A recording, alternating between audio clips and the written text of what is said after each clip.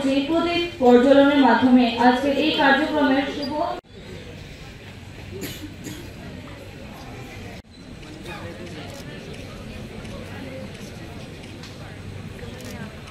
भारत माता की जय। वंदे मातरम। वंदे मातरम।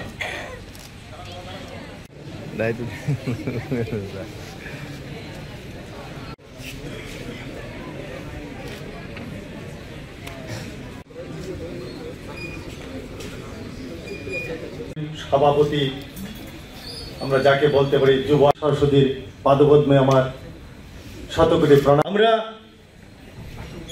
এবিভিপি কাজ করে চলছি,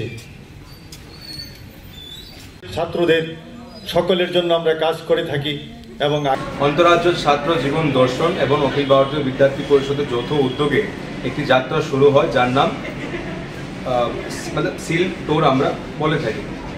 রাষ্ট্রীয় একাত্মতা যাত্রা 2025-এর এই যাত্রায় বহিরাজ্যের মানে ভারতবর্ষের বিভিন্ন রাজ্য থেকে ডেলিগেটসরা দুইটা গ্রুপে ত্রিপুরায় এসেছে। আজকে 6 দিন অতিক্রান্ত।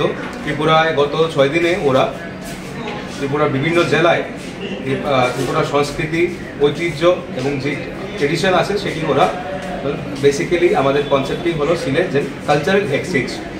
1965 সালে থেকে শুরু করে পিভি আচার্যজি যে গ্যাপটা আমাদের নর্থ ইস্ট এবং বাকি ভারতবর্ষের সাথে যে গ্যাপটা তৈরি হয়েছিল সেই গ্যাপটাকে মেটানোর জন্য এই যাত্রার মূল শুরু হয় এবং এই যাত্রায় পুরো ভারতবর্ষ থেকে প্রায় এবার 100 জনের মতন ডেলিগেট নর্থ ইস্টে আসে এবং নর্থ ইস্টের বিভিন্ন রাজ্যে ওরা ভ্রমণ করে। ত্রিপুরার মধ্যেও গত 6 তারিখ 9 জনের একটি ডেলিগেটসের টিম আগরতলায় আসে এবং পিলাক পর্যন্ত ওরা 4টা ডিস্ট্রিক্টে ভ্রমণ করে এবং আজকে ধর্মনগরে একটি টিম আসে।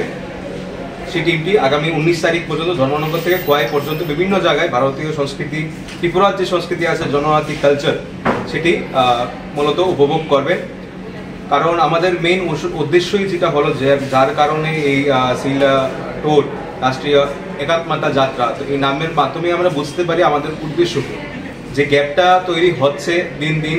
দেন নর্থ ইস্ট আলাদা অন্যরকম, নর্থ ইস্টের এটা মানে ভারত থেকে টোটালি একটা ডিফারেন্ট। তো সেরকম যাতে জিনিস ভারতের যুব শক্তি এবং ছাত্র সমাজের মধ্যে কোনো বিভ্রান্ত না ছড়ায় সেটার উদ্দেশ্যেই যারা বিদ্যার্থী পরিষদের কার্যকর্তারা আছে, যারা নর্মাল জেনারেল স্টুডেন্টস ত্রিপুরা থেকেও গত ফেব্রুয়ারি মাসে ভারতের বিভিন্ন রাজ্যে ওরা পরিদর্শন করেন এবং এই গ্যাপটাকে মেটানোর জন্য আমাদের মূল উদ্দেশ্য, এই আমাদের কার্যক্রম, এই আমাদের উদ্দেশ্য। আমার নাম গৌরব দাস, প্রদেশ সম্পাদক বিদ্যার্থী পরিষদ।